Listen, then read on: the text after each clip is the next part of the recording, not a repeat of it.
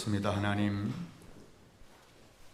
하나님과 함께 사랑과 정의 또 나눔과 화평을 실천하는 사람들, 그리고 하나님의 창조 세계를 파고 헤쳐서 자기의 이윤을 삼지 않고 열심히 돌보는 그런 이들에게 하나님의 나라에 드는 복을 허락하여 주옵소서.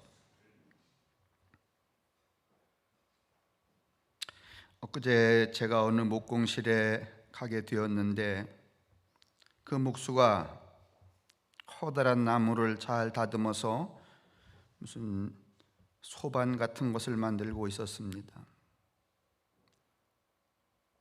그 무늬가 얼마나 예쁜지, 얼마나 크고 넓은지 이게 무슨 나무입니까? 물었더니 오래된 느티나무 고목입니다. 이렇게 말해줬습니다. 돌아오는 길에 곰곰이 생각해 보니 그 나무는 한 해 한 해 우리처럼 살지만은 그냥 사는 게 아니라 자신의 삶을 저토록 아름다운 문양, 삶의 나이테를 지어가는구나. 그래서 나이 들어 고목이 되어도 사그러져도 저토록 아름다운 자태를 아주 오랫동안 이 세상에 유지하고 있구나 하는 것들을 생각하면서 금년 한 해 동안 살아온 제 삶의 나이테는 어떻게 하늘에 그리고 이 땅에 내 마음속에 그려졌을까, 배게 되었을까 하는 생각들을 한 주간 내내 하게 되었습니다. 오늘 저는 그런 생각의 한 결과로 나와 있는 그 이야기들을 교우들과 나누려고 합니다.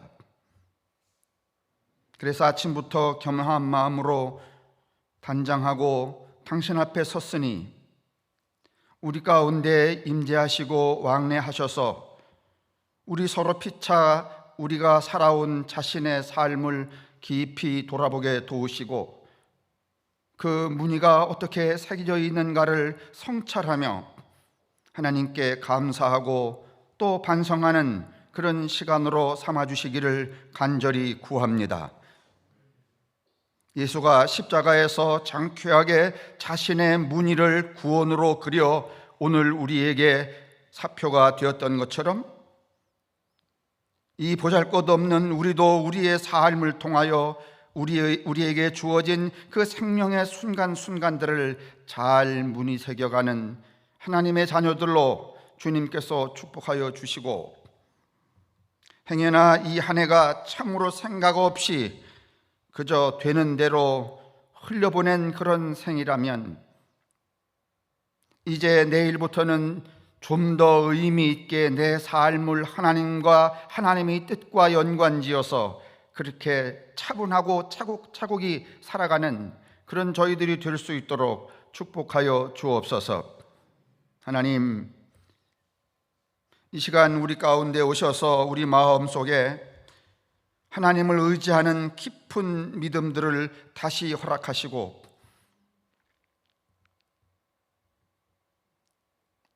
우리 속에 내가 살아가는 내 삶의 거짓이나 또는 증오심이 생기지 않도록 그런 사악한 것들을 몰아내 주시고 밤낮으로 하나님과 만나고 하나님과 함께하고 하나님의 음성을 들으며 하나님과 하나가 되는 그런 삶, 그런 사람들이 될 수 있도록 축복하여 주옵소서. 예수님의 이름으로 간절히 구합니다. 아멘. 신장로님이 저한테 이렇게 물어주시지 않았으면 제가 어쩔 뻔했는지 모르겠습니다. 제가 오늘 이 까만색 그냥 그 옷을 입었는데 이게 제가 전도사 할 때 입기 시작한 옷이니까 뭐 36년 7년 됐죠. 장례할 때만 제가 이걸 입으니까 그렇게 많이 닳지는 않아요. 다 이제 낡아져서 난창하지만은 그래도 오늘 아침에 제가 살아온 지난 한 해를 이렇게 좀 성찰하는 그런 마음이기 때문에 좀 나를 좀 내려놔야 되겠다. 이게 이제 까만색이 다 내려놓음이잖아요. 그래서 그런 마음으로 아침에 제가 샤워를 하고 갖춰 입었습니다. 신장로님이 오늘은 올 블랙이시네요 이렇게 이야기를 묻지 않으셨으면 구태여 이야기 안 하고도 안 할 수 있었는데 신장로님이 마치 눈여겨 보시고선 물어주셔서 그런 뜻입니다. 오늘 속옷도 거의 까만색입니다. 오늘 이제 그 제목에도 보이는 것처럼 그 다음에 한 해 동안에 여러분에게 나누어 드린 이 페이퍼에 제가 무슨 이야기를 했는가, 어떤 제목인가 하는 것들을 1년치를 다 여기 이렇게 해드렸어요. 이제 이걸 근거로 해서 오늘 이야기를 나누려고 합니다.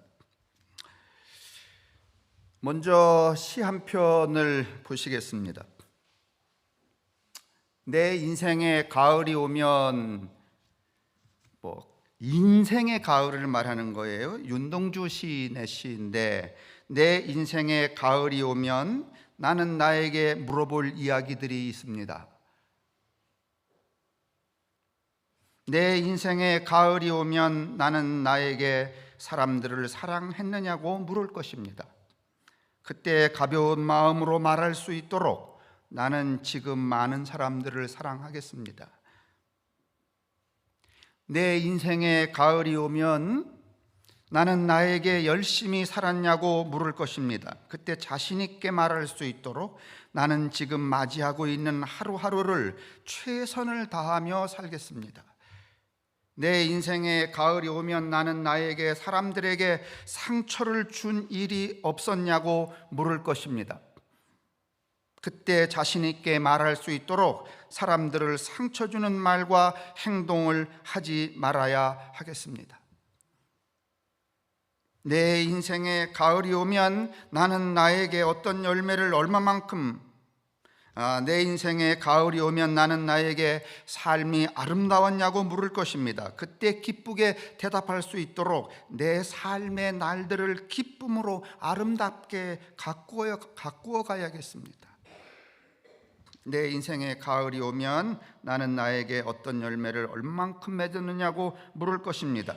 그때 자랑스럽게 말할 수 있도록 내 마음밭에 좋은 생각의 씨를 뿌려놓아 좋은 말과 좋은 행동의 열매를 부지런히 키워야 하겠습니다. 제가 이 시를 제가 매일 아침에 이제 새벽에 일어나면 이제 음악 하나 듣고 시 한 편 읽고 성경 몇 구절 보고 이게 저의 이제 일과입니다. 그래서 이제 이 음악 듣고 오늘 우리 보헤미 연주한 메리 크리스마스 미스터 로렌스도 이게 1943년에 그 2차 세계대전이 막 끝날 때 인도네시아의 자바 섬에서 그 군인들이 전쟁을 오랫동안 했으니까 얼마나 진멸되어 있어요. 이 인간이 황폐함을 경험했잖아요. 그때의 그 뜨거운 자바섬에서 그리스도 메리 크리스마스 그리스도의 그 희망에 대한 것을 노래한 것이 오늘 보헤미 연주한 거예요. 그래서 지난주에 제가 잠깐 내려왔더니 여기서 다른 곡을 연주하는데 그게 이렇게 얼핏 보여서 오늘 설교하고 연관이 되어서 어떤 열매를 얼마만큼 맺었느냐 그 이야기 가운데 걸려 있어서 이제 오늘 듣게 되었어요. 근데 이 시를 제가 깊이 또 마음에 탁 와 닿는 거예요. 가을이기도 하고 그다음에 또 1년에 이제 그 제 삶 가운데 일어나는 그 소소한 것들이 다 연결이 되어서 그래서 또 제가 버릇처럼 금년 한 해 동안에 제가 어떤 말씀들을 여러분들과 나눴는가, 이걸 뭘 복음이라고 내가 여러분들에게 설교했는가. 제가 지은 농사라고는 이거밖에 없잖아요, 그죠? 제가 콩을 심었나요? 팥을 심었나요? 장사를 했나요? 이게 제가 한 해 동안의 삶인데 제가 돌아보지 않을 수가 없죠? 그래서 이제 돌아봤죠. 그러다가 또 제가 저 노래를 듣게 되었잖아요. 가슴에 얼마나 와 닿는지 여러분 한번 다 아실 텐데 한번 들어보실래요?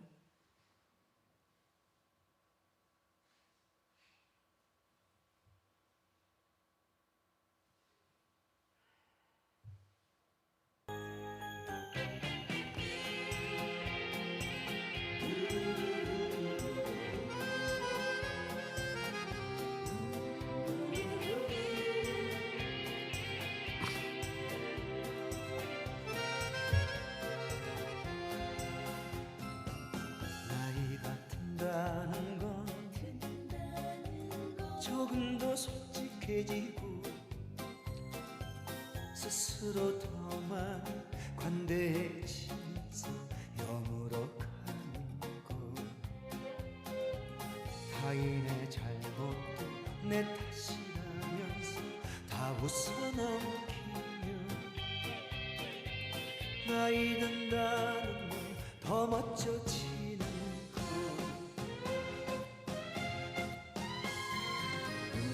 찝찝한 건 필요한 것만 보라고 하는 것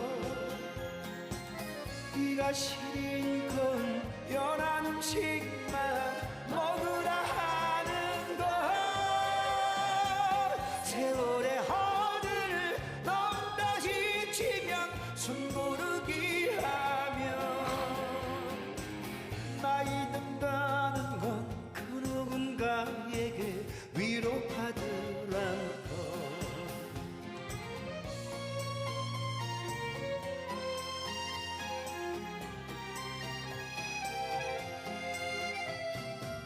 나이가 든다는 건 조금 더 솔직해지고 스스로 더 많이 관대해지면서 영으로 타인의 잘못도 내 탓이라면서 다 웃어넘기며 나이 든다는 건 더 멋져지는 것 깜빡하는 것 좋은 추억만 기억하라는 것 머리가 하얀 건 더 멀리에서도 잘 보이라는 것 세월의 허들을 넘다 지치면 숨고르기 하며 나이 든다는 건 그 누군가에게 위로받으란 것 세월의 허들을 뛰어 저 멀리 더 높이 나이 든다는 건 또 다른 나에게 대답하라는 것 숨 고르고 다 내려놓고 더 크게 웃으며 더 많이 더 나를 사랑하는 것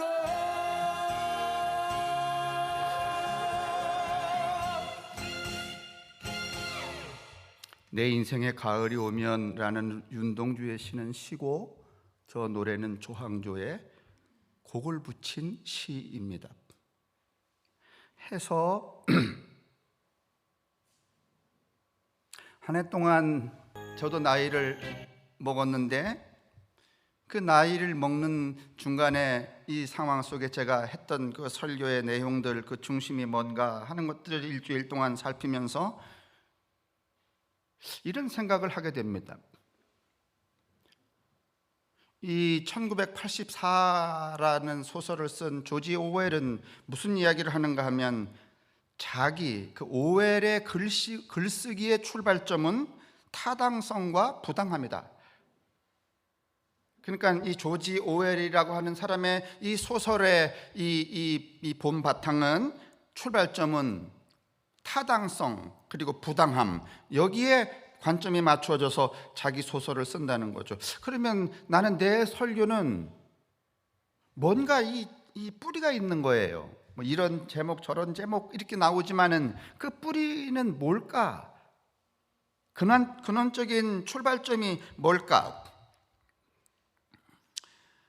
제가 1년 내내 이 설교 요목을 보니까는 이렇게 요약할 수 있어요. 어떻게 할 수 있는가 하면 삶의 파괴에 대한 분노.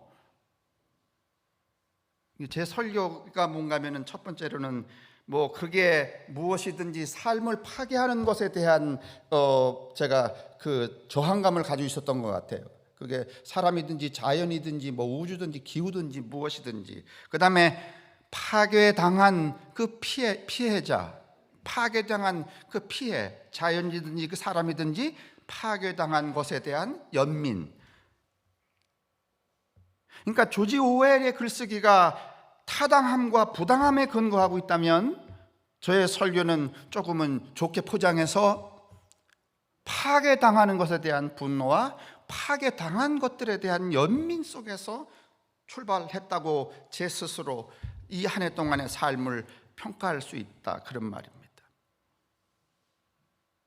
그런데 임의적으로 제가 그렇게 한 게 아니라 사실은 이스라엘 백성들이 출애굽을 해서 가나안 땅에 나라를 세우고 그 다음에 또 바벨론 포로로 잡혀가서 돌아온 다음에 또 새로운 나라를 세우기를 희망하고, 그게 다 그 희망들이 무참히 되어서 또 다른 새싹에서 일어날 메시아를 기대하고 예수가 이 땅에 오셔서 공생의 몇 년을 살고, 그 예수의 삶도 그들에게 새로운 희망을 확대시키지 못해서 이스라엘이 로마에 완전히 멸망한 다음에 그 무엇도 싹이 없을 때, 이게 결국은 가만히 보면 파괴당함과 파괴당한 자들에 대한 연민이 구약성서로부터 신약성서를 이렇게 뼈대하고 있는 두 기둥입니다. 그것 외에는 있지 않습니다.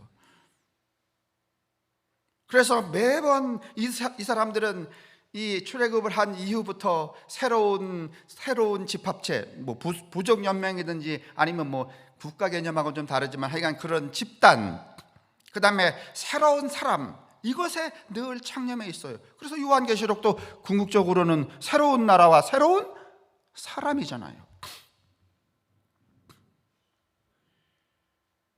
그런데 그 새로운 나라와 새로운 사람을 왜 이들이 기다리고 희망하고 그렇게 하는가 하면은, 그것들을 바라고 있는가 하면은 파괴당했기 때문에, 그 파괴당한 자들에게 연민을 가져서 이제 만들어진 것들이 묵시록이고 요한계시록이고 예수의 삶이었고 그런 것들이었잖아요. 그래서 이제 저의 설교의 이 뼈대를 보면은 파괴하는 것들에 대한 분노, 그게 정치 권력이든지 뭐 종교 권력이든지 경제 권력이든지 파괴하는 사람들은 다 싫었으니까 그런 것들이 이제 깔려 있는데 그냥 일방적으로. 근데 그 파괴라고 하는 것은 현실적이잖아요. 그러니까 여러분이 자꾸 듣기에 이게 정치 얘기를 하는구나. 여러분, 삶을 떠나서는 이야기할 수 없는 거니까 파괴라는 것이. 그런데 거의 제 이야기는 그냥 일방적인 제 이야기가 아니라 이 구약 성서에서부터 신약 성서에 이르는 그 성서에 나오는 사람들을 연결시키면서 했던 설교였다, 그렇게 제가 생각을 하게 됐어요. 그러니까 우리의 삶을 일치시키죠. 지금 그때 그랬는데 지금 우리는 어떻게 할 건가, 그때 그랬는데 지금은 어떤가, 그러니 어떻게 할 건가, 그런 이야기들을 해온 거죠. 그리고선 이제 제가 지난주쯤에 무슨 이야기 했는가 하면, 결국은 새 사람과 새 나라를 희망한다는 것, 꿈꾼다는 것, 이루고자 싶다고 하는 것은 상징적으로 뭘 말하는가 하면 동무동무, 씨동무, 제가 전래동화 보여주면서 그런 나라를 만드는 거예요. 그런 삶을 사는 거예요. 여러분, 지금 지난 시간에도 말씀드렸지만 지금은 동무동무, 씨동무야 아니면 애초부터 원수지간이야? 지금은 동무동무 씨동무로 살려는 의지도 방향성도 가치도 아닙니다, 여러분. 아주 친밀한 관계도 언제든지 내 이익에 반하면 그 관계를 끊을 수 있고,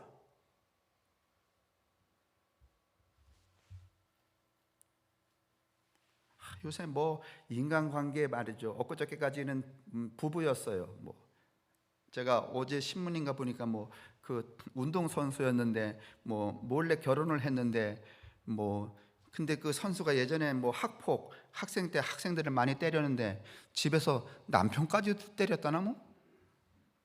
그랬더니 또 그 다음 신문에 그 왜 때렸는가 하면은 그 자식이 이혼할 때 돈을 많이 달라 그래서. 뭐 이게요, 여러분.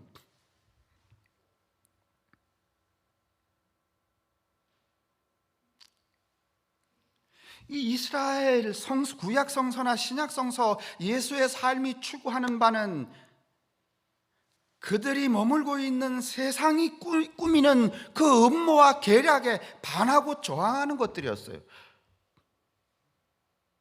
예수는 여러분 그 시대에 동조하고 갔어요? 아니면 시대와는 정반대로?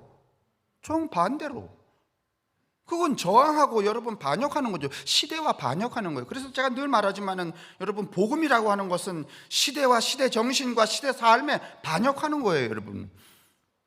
따라가서는 안 되는 거죠. 그래서 그게 상징적으로 동무 씨동무 그 얘기 참 여러분 그거 좀 이렇게 뇌까려 보세요. 아, 나는 요새 누구하고 어깨동무를 하고 있지? 근데 어깨동무하고 다니는 요새는 그냥 따로따로 다니고 겨우 뭐 가깝다 그래봤자 이 새끼손가락 이렇게 쥐고 다니지. 이렇게 주면은 또 놓치기도 좀 어떻게 해요? 어려우니까 이렇게 쥐고 다니다가 언제든지 이렇게 놓으면은 그냥 홀라당 끝나게 해요. 이건 뭐 사회나 교회나 뭐 종교나 뭐 다를 바가 아무것도 없습니다.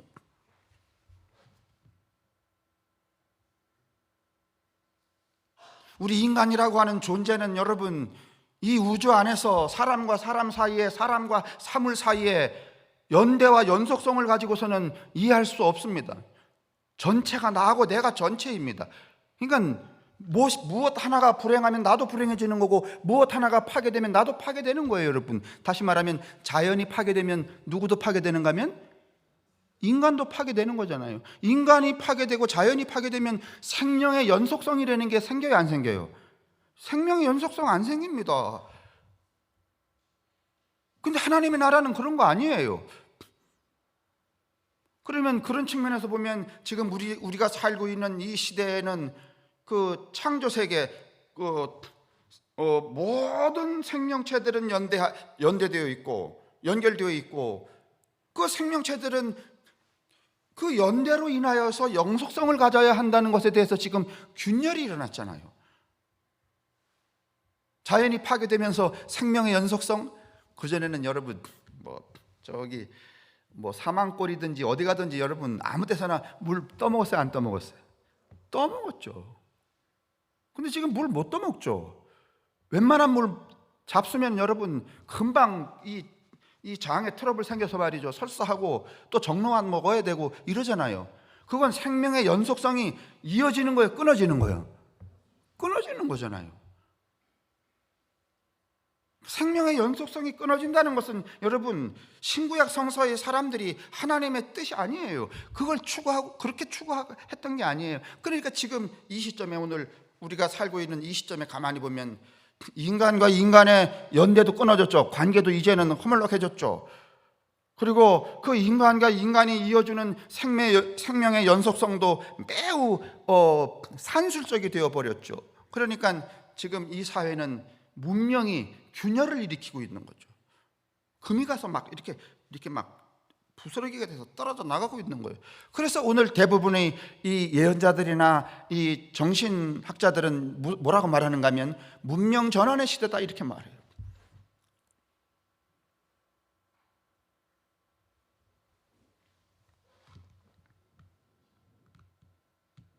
다시 말하면 생명에 대한 위협이 아주 극심한 상태까지 도달했죠. 그 지금 생명에 대한 위협 때문에 우리가 2년 동안 지금 마스크 쓰고 뭐 백신을 맞아야 될까 못 맞아야 될까. 여러분 그 논쟁도 여러분 결국은 생명의 연속성에 관한 문제 때문에 생기는 거예요. 그런데 생명의 연속성이라는 게 비단 그 하나의 바이러스만으로 인하여서 여러분 발생하는 것은 아니죠. 여러분 요즘에 춘천 시내 나가 보면 제가 엊그저께 택시를 탔는데 요즘 뭐 버스를 타거나 걸어 다니거나 아니면 비 오면 택시를 탔더니 그 아저씨가 이럽디다. 전국에서 여러분 이 인구비에 자동차가 제일 많은 데가 울산인가 그렇고 춘천이 3위래. 뭐 한 달에 300대씩 늘어난다나? 더 많아져야 돼. 공짜로 막 나눠줘야 돼. 그냥 요새 새로 나온다는 좋은 차 막 나눠줘 갖고 도저히 이제 저는 걱정이 뭔가면 저기에 엊그저께 여기 동춘천 농협 조합장님 만났더니 뭐 자기네 그 땅 1600평 100억 96억 주고 샀다 그러시면서 그 뒤로 뭐 이 아파트 들어오고 임대 아파트도 들어온대요. 여러분 저기에 수천 가구 들어오면 여러분 학공리 들어오시는 거 만만치 않습니다. 차라리 저쪽에서 내려서 걸어오는 게 더 빠를 수 있습니다. 아니면 자전거 타시거나 틀림없습니다. 여러분 저는 그 생각만 해도 벌써 답답해집니다.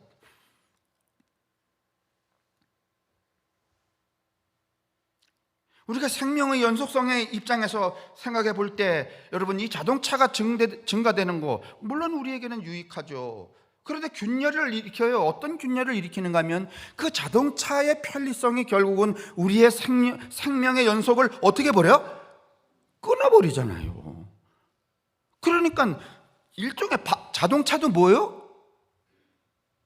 내 얘기는 자동차도 코로나 바이러스하고 다를 게 없어요. 여러분 이것만 무서운 게 아니에요. 저것도 무서운 거예요. 생명의 연속성을 여러분 파괴하고 균열을 낸다는 입장에서는 그렇죠. 오죽하면 여러분 그 공해가 이 대기 오염을 심하게 만들면은 전기차, 수소차로 바꾸겠습니까? 연속성을 균열을 내고 파괴를 하니까 지금 그 자구책으로 글로 가는 거 아니겠어요? 그죠?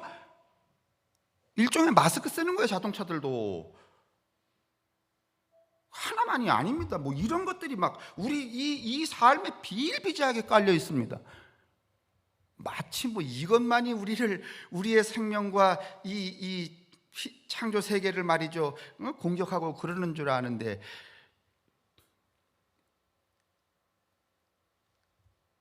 요즘에 산에 가보면 엊그저께 제가 모처럼 저짝 느닷째 걸었더니 아프리카 돼지열병 때문에 여러분 산에 다 그 이만하게 펜스 다 쳤습니다. 어마어마하게 돈 들어갔을 겁니다. 아마 산에 가보셨나요? 여기는 없어요. 저 북쪽으로 가 있으니까 그게 자꾸 내려온다니까. 지금 북쪽은 다 저짝 고성에서부터 저까지 다 펜스 쳐져 있어요. 뭐 못 넘어오게? 돼지 못 넘어오게. 이것도 여러분 어디서 비롯되었는가 하면은 생명의 연속성을 파괴하는 균열과 여러분 그 불행인 거예요. 그럼 뭐 우리만 문제예요? 쟤들도 문제지. 그래서 요새 죽은 멧돼지 한 마리 발견하면 가서 신고하면 10만 원씩 주잖아요. 나는 그렇게 산에 다녀도 죽은 멧돼지도 못 보겠네.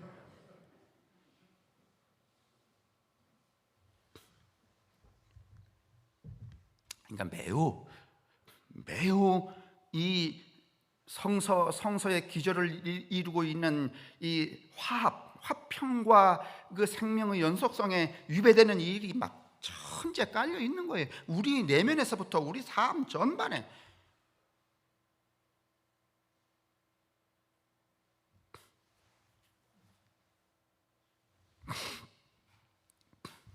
그래서 이제 이런 게 설교들이 이제 진행이 되는 것 같은데, 그런데 오늘 주보에도 말씀을 드렸지만은 여러분 오징어 게임 꼭 한번 보시기를 바랍니다. 거기 오징어 게임에 나오는 게임에 참여하는 사람이 456명입니다. 456명이 게임을 해서 455명을 다 죽이면 456억을 갖습니다.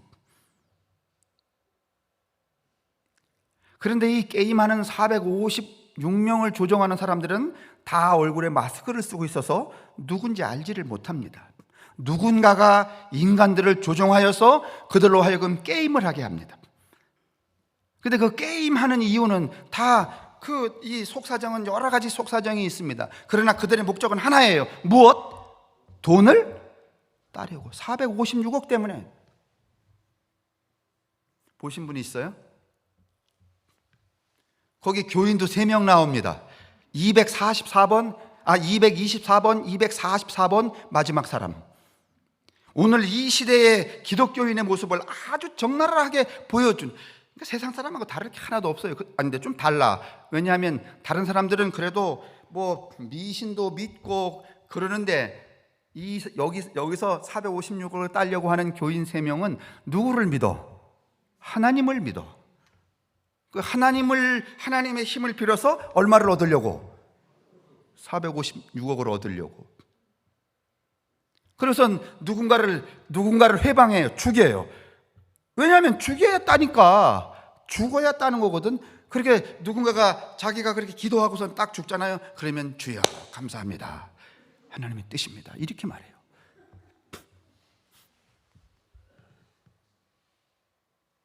이 균열과 파괴예요.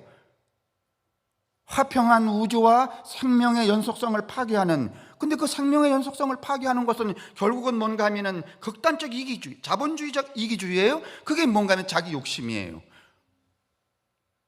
어깨동무하지 않는 거예요. 연대하지 않는 거예요. 그 연대라는 말이 거기서 하나 읽힐 수 있는데, 이제 처음에 게임에 임했어요. 그래서 처음 사람들은 뭐 게임을 이제 시작을 할 때 그냥 진짜 게임, 사람을 죽이지 않는 게임인 줄 알았어. 근데 막상 임해보니까 사람을 죽여야 돼, 한 명씩. 여러분 맨 마지막에 그 유리판 위를 걸어가는 거 여러분 보십시오. 그냥 뭐 아니면 도야.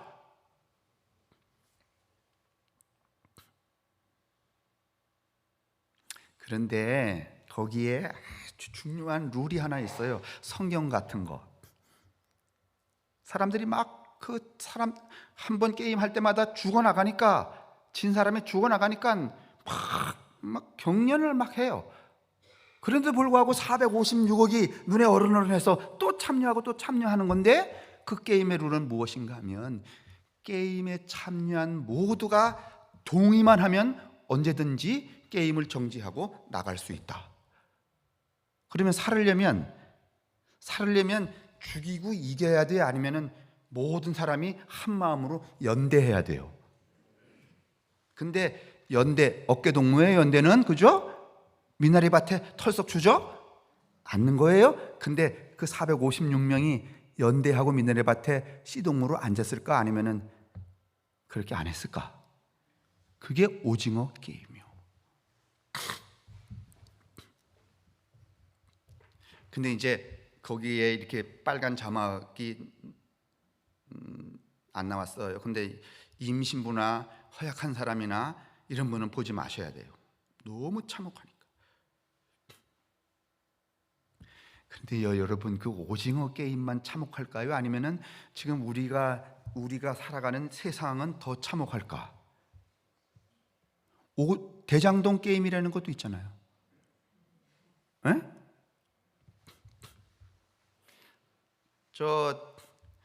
안성에 있는 구세군 사관하는 제 동기가 어제 문자를 하나 보내줬는데, 제가 정확히 기억은 못하지만 이런 거예요.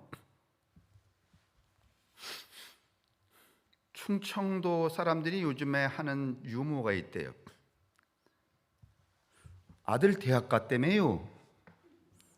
예, 화천대유 갔어요.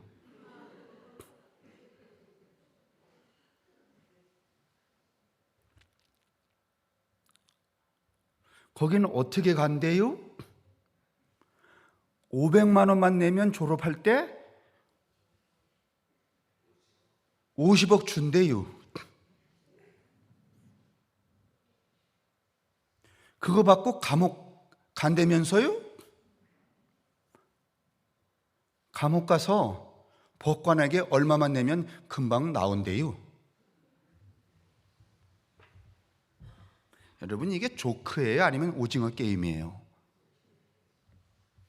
그럼 우리 어떻게 해야 되겠어요? 그러면 지금 세상에 온통 오징어 게임이에요. 거기만 오징어 게임이 아니에요. 이 바닥도 오징어 게임이고, 이 바닥에 있는 우리 마음도 오징어 게임에 참여한 사람하고 다르지 않아요.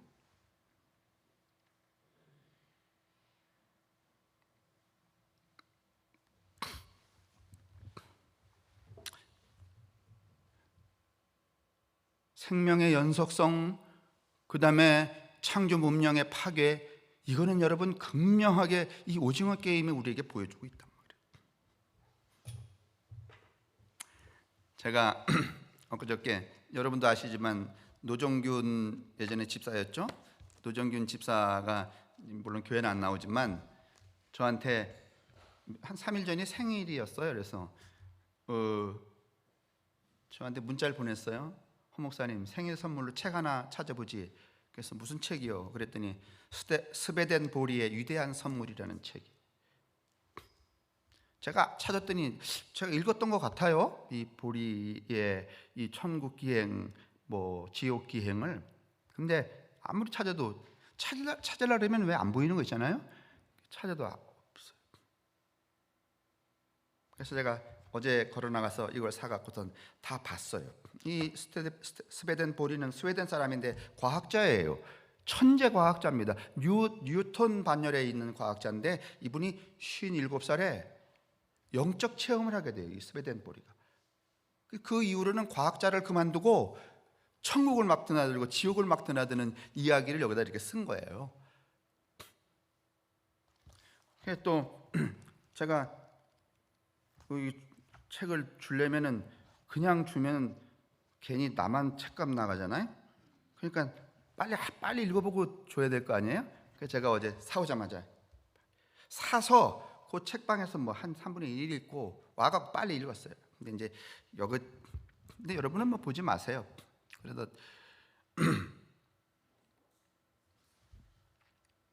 뭐 천국으로 가는 법 뭐 이런 게 쭉 있는데 뭐 성경 얘기예요.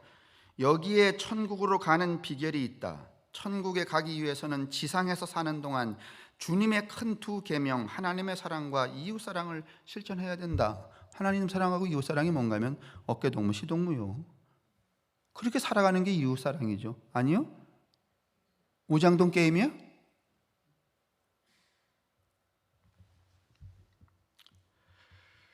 하나님 사랑과 이웃 사랑을 실천해야 한다. 그 실적이 얼마나 사랑했느냐 하는 게 곧 내 영체, 이 다음에 죽은 다음에 내 존재에 쌓이고. 그럴 것 같죠? 여러분 예배당 나와서 뭐 이렇게 꼬물락꼬물락한 거는 안 쌓이는 것 같아. 뭐 맨날 목사님이 뭐 은쟁반에 올려드리니 받으시옵소서 했는데 올라가다 떨어지는 것 같아. 그냥 사랑 두 개래. 이분은 갔다 왔다니까. 천국에 가서 하나님의 사랑을 받는 그릇 크기와 규모를 결정한다. 무엇이? 정말 이렇게 까드실 거야? 어떻게 하시려고? 이웃 사랑하고 하나님 사랑하는 게 결국은 내 존재의 격을 정하고 영체의 격을 정하고 하나님의 사랑을 얼마만큼 받을 것인가의 그릇의 크기를 결정한다는 거예요. 뭐 틀린 말은 아닌 것 같잖아요.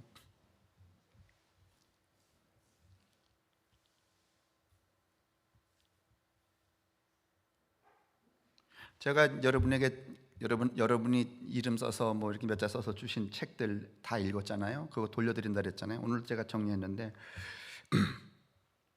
또 제가 이렇게 보니까 안 돌려드리고 싶은 책도 있더라고. 그래서 그거를 곰곰이 생각 중인데 그냥 이런 책을 받았다 고맙다 그래서 사진만 찍어 보내드리고 안 줄 생각도 있기는 있어요. 그러니까 혹시나 왜 나도 책 사드리는데 그 다음에 또 제가 또 어떤 마음이 있는가 하면은 여러분이 뭐 예를 들면 신낙선 장로님이 자코메티 뭐 아니면 안박수는 이 책에 맞는 것 중에 내가 가지고 있는 뭐를 또 곁들여 드릴 게 있을까? 아주 별 궁리를 다 하고 있어 지금. 그러니까 일주일이 너무 짧아. 이런 궁리 하다 보니까. 자, 천국에 가서 하나님의 사랑을 받는 그릇의 크기와 규모도 결정한대요. 이웃 사랑과 하나님 사랑이. 그리고 영체. 그러니까 죽은 다음에 영체가 육체를 벗고 본연의 영체로 천국에 들어갈 때 그 영체가 바로 자기 자신의 사랑의 형태, 그러니까 사랑의 질이야. 그러니까 내가 천국에 들어갈 때 막 개털봉어치처럼 됐으면 사랑을 했긴 했는데 뭐처럼 한 거야? 그러니까 이제 내가 이제 들어갈 때 뭔 형체로 들어갈 거 아니요. 심장로님 지금 그 모습으로 천국에 들어가실래요? 지금 90 가까운 그 연세에 말이지 뭐 그런 걸로 들어가실래요? 아니면 다른 영체로 들어갈까? 그 다른 영체의 모양은 뭔가면은 모양 자체가 뭔가면은 평상시에 이웃사랑과 하나님 사랑을 어떻게 했느냐가 결정한다는 거야. 그러니까 개털봉어지처럼 꾸겨진 영체면은 사랑을 하긴 했는데 어떻게 했고, 그 얘기잖아요. 제 얘기가 진짜 이렇게 좀 합이 맞아야 좀 이렇게 이야기가 빨리 끝나죠. 결국은 그 얘기 하려고 하는데, 하나님의 사랑을 받는 그릇이 되는 것이다. 그러면 반대로 지옥의 영은 어떤 것일까? 지옥의 영인들, 영인들이라 그랬어요. 땅 위에 있을 때 하늘 사랑을 조금도 실천해 보지 못한 사람들이다. 그러니까 뭐 지옥 가는 사람이 말이지 뭐 주일날 몇 번 빼먹고 말이지 헌금 말이지 이런까지 안 세고 드리고 이런 게 아니라, 물론 하나님 사랑에 그것도 포함되긴 하겠지만요, 오로지 이 사람들은 지옥에 가는 영인 그랬지만 놈들은 오로지 자기 사랑의 그릇만 키운 사람들이다. 지옥에 누구 가는가 하면 자기 사랑의 그릇만 키운 사람들이 다 지옥에 간대. 그러면 오장동 게임에 참여한 사람들은 다 어디로 가는 거야? 대장동 게임은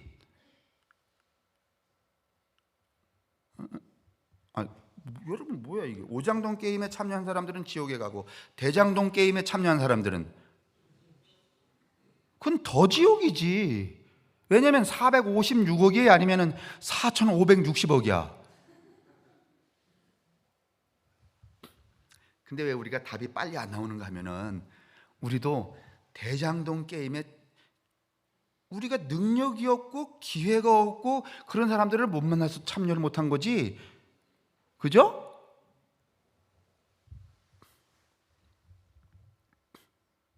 그래서 영계에 가면 흉악한 악의 그릇만 남고 거기에 계속 자기 사랑과 욕망만을 채우려 하는 것이다.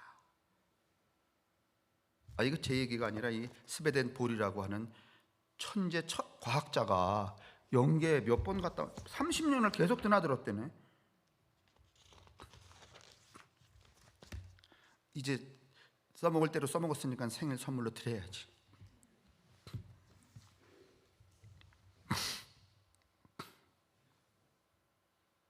자, 오늘 제 자신에 대한 한 해 동안 제 삶에 대한 성찰,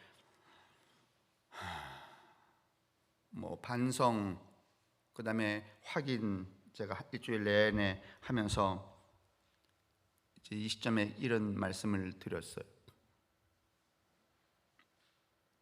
그 결혼은 무엇인가 하면은 조금 이제 욕심을 덜어내야 돼요. 너무 많이 벌리면 좋겠다라고 하는, 우리도 사실 따지고 보면은요, 이 대장동에 참여한 사람들과 별반 다를 게 없어요. 왜냐하면 우리도 많으면 좋으니까. 근데 이제 이 생각을 전복시켜야 돼요. 바꿔야 돼요. 많으면 좋은 게 아니에요. 이게 하기 어렵지만은 이제는 여러분 우리가 모두 다 가난하기를 힘써야 돼요. 그게 누가복음 오늘 6장 20절에 나타난 본문이에요.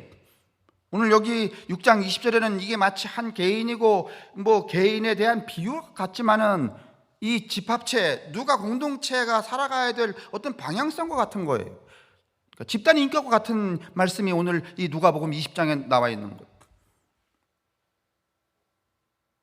제가 지난 시간에도 그 말씀 드렸잖아요. 가난하기를 우리 마음만 먹으면 누구도 가난해지지?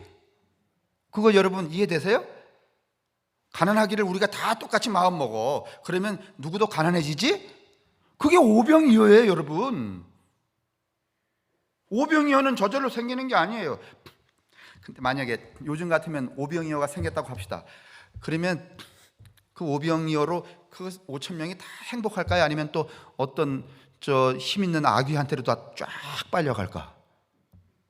예? 아니 그 말은 무슨 말인가 하면 예수님이 오병이어 하나? 뭐 하나가 되잖아.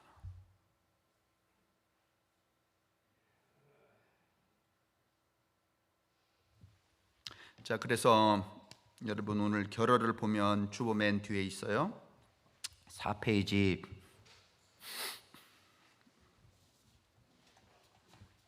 자, 오늘 제가 제 성찰을 빌미로 해서 이 누가복음 6장 가난해져야 된다는 이 연결점을 지금 좀 어느 정도는 이해를 하실 수 있죠? 그렇죠? 근데 그 쉬운 일은 아니죠. 그러나 쉬운 일은 아니지만은 그래, 그것이 이 시대의 복음이고 그걸 믿어야 되고 그렇게 살아야 된다는 결심은 우리 속에 좀 있어야 된다는 거예요. 쓸데없는 믿음 말이지. 그래, 나도 기도하면 대장동에 참여할 수 있어. 이걸 믿음으로 삼아서는, 그걸 복음이라고 해서는 된다 안 된다? 안 된다는 거잖아요. 그 얘기 드리는 거잖아요. 성서의 예언자들은 우리 자신을 숭배하지 말고 저열한 인간적 감정인 탐욕 앞에 무릎 꿇지 말라고 끊임없이 외쳤죠. 맞는 말이죠. 이들의 희망은 자기 기만이 아니라 신성한 것들에 대한 존경에 근거했습니다. 예수님 역시 마찬가지였죠. 나와 너 사이에 존재하는 신성한 차원에 대한 존경이 있어야 서로 힘이 되는 거죠. 사랑할 힘이 되는 거예요. 기독교의 전통은 인간은 신이 아니라 인간이기 때문에 결코 전체로부터 분리해서 살아갈 수 없으니까 오만을 부리지 말라, 모든 것을 가지려고 하지 말라, 끝없는 욕심에 머물지 말라, 이렇게 가르치는 거예요. 너가 전체가 아니라는 거예요. 부분이지. 우리가 얼마나 부분이에요 이게.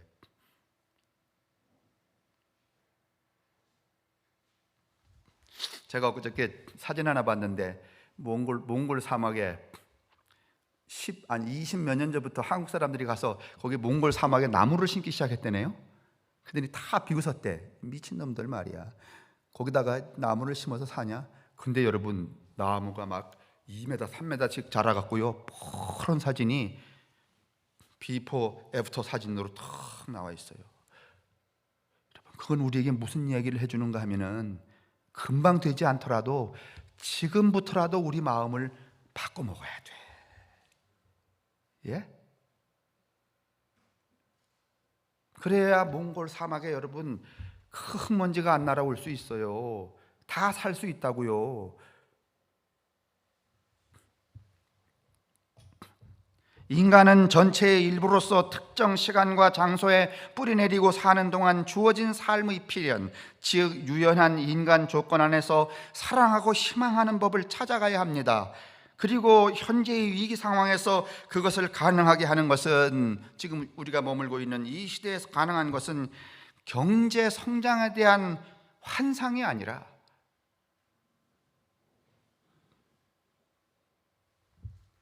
이웃과 함께하는 가난한 삶에 대한 믿음과 상상력이다.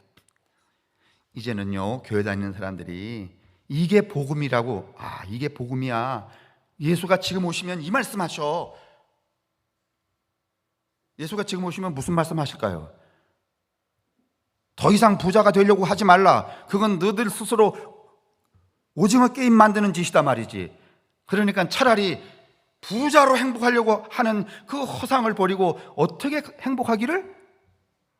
가난한 행복을 추구하라. 그게 누가복음이잖아요.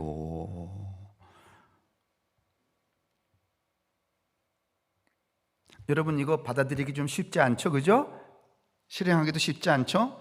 그러나 이거를 이제는 우리들의 복음, 하나님이 우리에게 주시는 복음이며 이걸 믿어야 한다는, 여러분, 그 믿음의 의식을 좀 전환해야 돼요.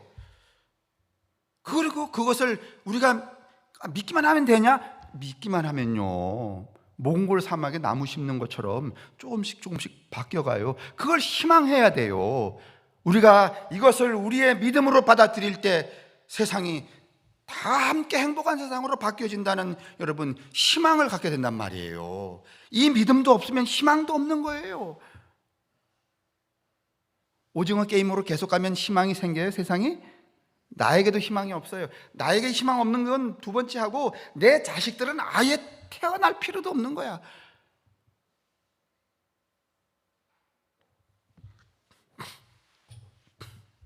이거 좀 마음의 밑줄을 좀 치셨으면 좋겠어요. 그러니까 이제 우리가 조금 더 이 영적인 그 향상이 되어 있는 분들은 기도할 때 이렇게 기도해야 되겠죠. 지금 힘들지만은 하나님, 저로 하여금 가난하게 해주십시오. 마음도 가난하게 해주시고 정신도 가난하게 해주시고 다른 사람 앞에서 잘난 척하는 것도 가난하게 해주시고. 요즘 그 제 기도예요. 나이가 들으니까 이제 요즘에 이제 저를 만나는 사람들이 저의 과거에 잘못된 것을 지적하는 일이 굉장히 빈번해지네요. 제가 결심했어요. 늘 그때마다 무릎을 꿇자. 잘난 척 해보니까 잘난 척 하는 것보다는 무릎 꿇는 일이 좀 쉽더라고 더. 이거 참이에요. 군간에 뭐 제가 일일이 이때 저때 말씀드릴 수는 없지만. 그래서 혹시 여러분도 그 지금까지 저와 이렇게 지내는 동안에 너 자식아 임마 그때 잘난 척 해가고서 기분 더러웠어 이렇게 말씀하시면 금방 무릎 꿇고 사과할게요. 그 다음에 밑에 단 보세요. 모두가 가난해지려 하면 아무도 가난해지지 않는다. 도로시테이 제가 이야기하면서 말씀을 드렸죠. 이는 이 시대에 저항하라는 말이고, 새로운 길, 새로운 나라를 향해서 지금을 전복시키라는 것이죠. 그런 선언이에요. 나는 이것이 이 시대의 복음이라고 믿는 겁니다. 이걸 우리가 믿어야 된다고 저는 확신합니다. 그리고 희망해야 됩니다. 이렇게 믿기만 하면 더 이상은 오징어 게임 같은 세상이 오지 않는다. 하나님을 사랑하고 이웃을 사랑하는 정말로 그 천국에 나아갈 수 있는 아름다운 그 영체들로 우리가 이 세상에서 준비될 수 있다. 이렇게 믿는 거예요. 근데 그걸 누가 해야 되는가 하면은 여러분하고 저가 해야 되잖아요. 그죠?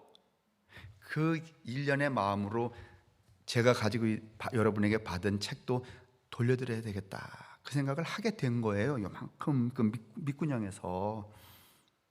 근데 이제 요즘처럼 또 최근에 책 주시는 분들은 한 10년은 기다려야 돼요. 받으려면.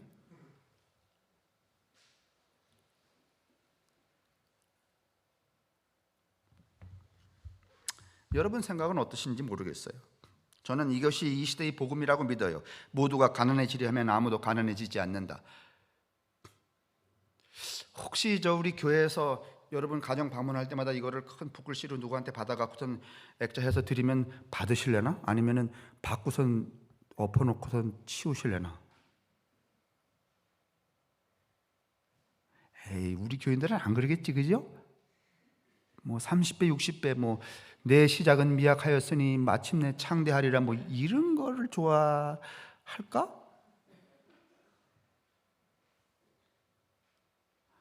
표현을 안 하시는 거 보니까 복잡하네요. 저도. 예수께서 너의 가난한 사람은 복이 있다, 하나님 나라가 너희 것이다 하셨던 이 말씀은 모두가 가난해지려 하면 아무도 가난해지지 않는다. 이 말로 여러분 좀 이렇게 의역을 해도 그렇게 틀린 말이라고는 생각지 않아요. 여기서 가난한 사람이란 한 개인이 아니라 가난해지려는 믿음으로 살려는 사회의 집단 인격을 말하는 것이다. 저는 이렇게 해석하고 싶어요. 우리는 지금 위기 가운데 있어요. 오징어 게임 같은 세상 속에 살고 있어요. 이런 위기 상황에서 그것을 넘어서는 그 위기를 극복하는 가능성에 대한 것들은 경제 성장에 대한 환상이 아니에요. 이웃과 함께하는 가난한 삶에 대한 믿음과 상상력, 이것만이 여러분과 저로 하여금 새 사람과 새 삶과 새 나라를 이루게 한다는 사실을 여러분 받아들이시고 믿음으로 삼으시고, 그 믿음이 마침내는 완전히 새로운 성서가, 예수가, 하나님이 기대하시는 그런 사랑의 나라를 만든다는 것을 여러분 희망하시기를 주님의 이름으로 축원합니다. 기도하겠습니다.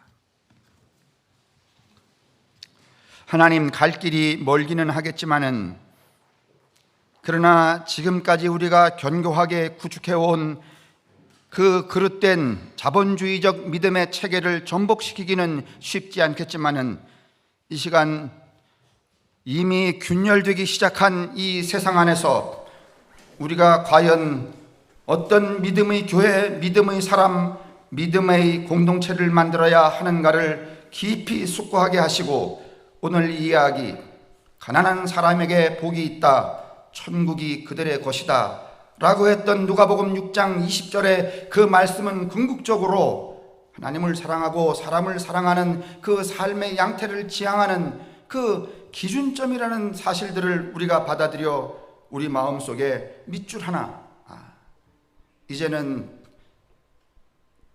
오징어 게임처럼 그렇게 살아가는 삶의 벌판에 뛰어들지 말고 함께 가난하며 함께 행복한 세상을 만들어가는 그런 믿음을 가져야 되겠다 하는 성도들이 될 수 있도록 축복하여 주옵소서. 성부와 성자와 성령의 인도하심과 복 내리심이 우리에게와 우리의 가족들과 또 이웃들에게 이 패망으로 나아가는 균열이 극심한 이 세상의 모든 생명체 위에 언제나 함께 하시기를 간절히 축원합니다. 아멘.